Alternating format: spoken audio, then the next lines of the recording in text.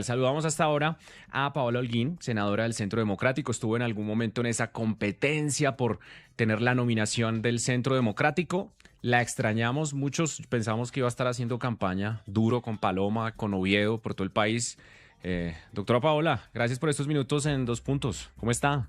Muchas gracias. Bien, un abrazo para ustedes y para toda la audiencia a esta hora. ¿Cómo amanece? ¿Cómo hace este primer día de, digamos, de balance, de reflexión después de esos resultados que golpearon tanto al Centro Democrático?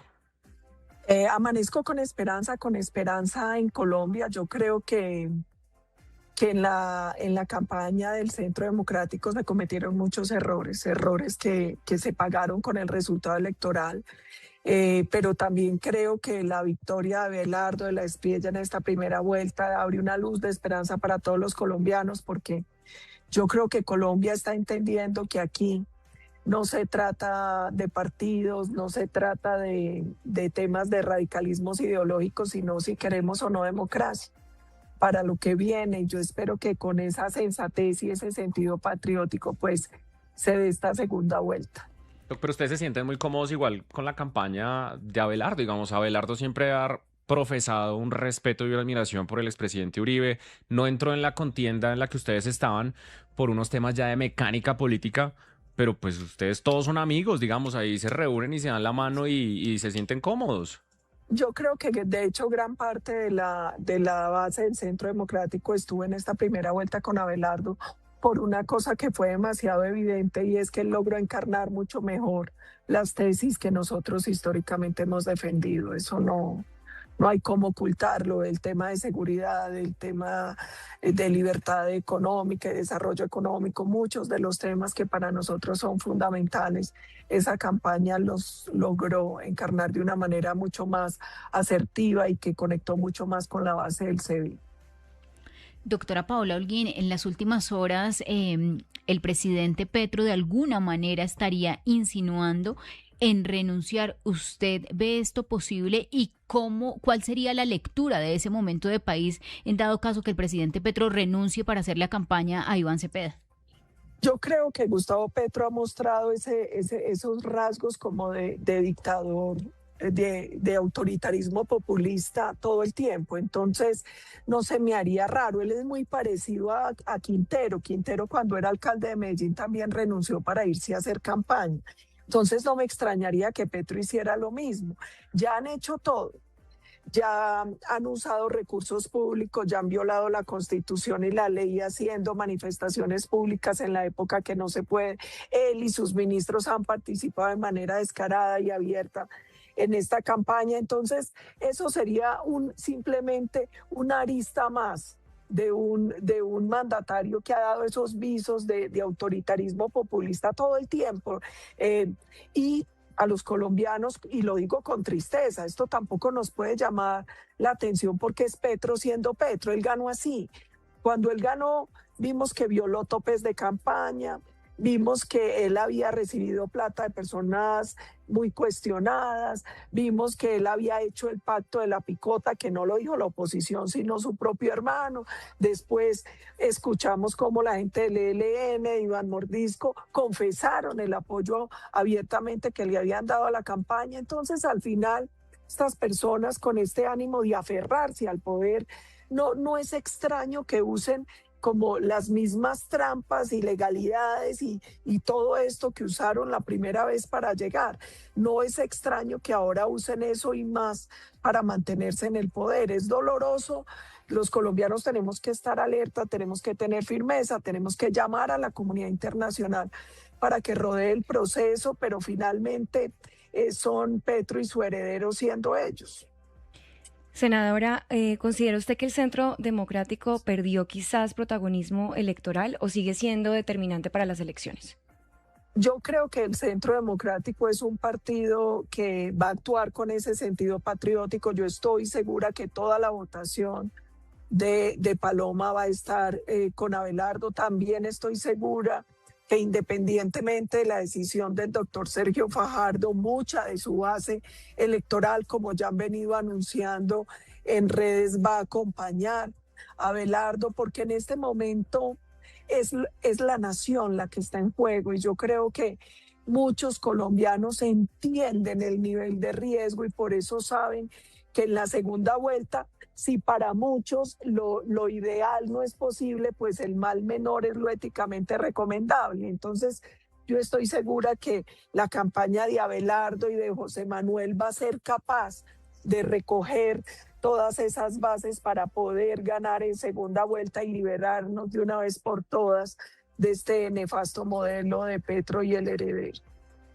¿Cómo hacer para que estas 3 semanas no se nos vayan a volver pues más polarización, más discurso violento, más radicalización? Porque es de un lado y de otro. Digamos, cuando Abelardo de las Priellas sube el tono y utiliza todos estos adjetivos, pues del otro lado van a responder de la misma manera. Hoy, por ejemplo, las redes sociales están imposibles. Usted, por ejemplo, es una mujer Aquí, que es muy sopesada y muy tranquila cuando da sus opiniones políticas, pero ustedes saben que dentro de sus partidos y dentro de sus bases, pues hay gente que lamentablemente se deja llevar de esto y terminamos en una espiral muy violenta que se puede traducir ya también en temas de agresiones físicas, de ir a mirar a ver qué hacemos en la campaña del otro. ¿Cómo hacemos para bajarle al tono?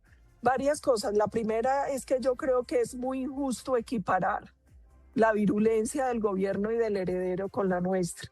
Es que aquí nosotros hemos puesto los muertos, es que aquí al que asesinaron fue a Miguel Uribe, precandidato del Centro Democrático, a los coordinadores de la campaña de Abelardo, 2 coordinadores, entre ellos un exalcalde. Es que aquí la que vandalizaron fue la sede de Paloma Valencia. Entonces, redes, lamentablemente, y especialmente Twitter, se ha convertido en una red bastante violenta en el lenguaje. Pero aquí no se puede usar el mismo rasero para medir las 2 campañas, porque aquí los hechos demuestran quienes han sido absurdamente violentos hasta llegar a la aniquilación de los contendores. Entonces, ahí yo también, obviamente, vamos a hacer siempre un llamado a la mesura, a la prudencia, que nunca será falta de firmeza. Pero a mí también me parece muy injusto, teniendo en cuenta los hechos, poner en el mismo nivel a las 2 campañas, porque eso no es cierto. Y yo creo que aquí lo más grave es que cuando ustedes miran el mapa, quienes han carnetizado y obligado a votar son estructuras criminales por el candidato del gobierno, no por nosotros. Y eso es doloroso y eso se comprueba en el tema electoral y en muchas denuncias que hicieron los ciudadanos.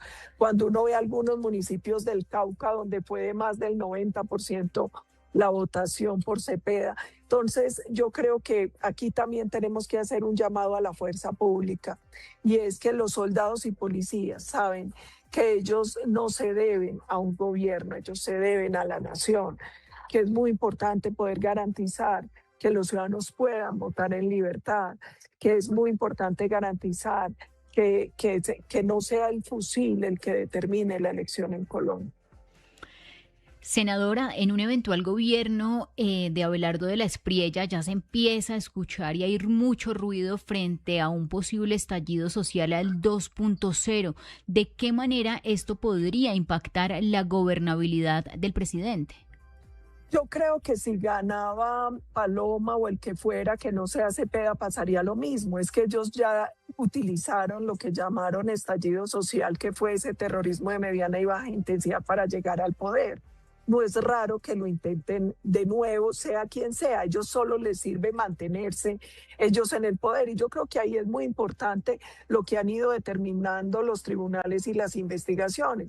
Y es que si bien seguramente había una parte de la población con algún descontento, aquí ellos lo que hicieron fue instrumentalizar eso y utilizar recursos de estructuras criminales, infiltrar con estructuras criminales mucho de esa protesta y empezar a hacerle creer al país que la violencia, el vandalismo y el terrorismo eran derechos equiparables a la protesta. Aquí nosotros tenemos que ser claros. La Constitución establece el derecho a la protesta pacífica, no es un derecho absoluto.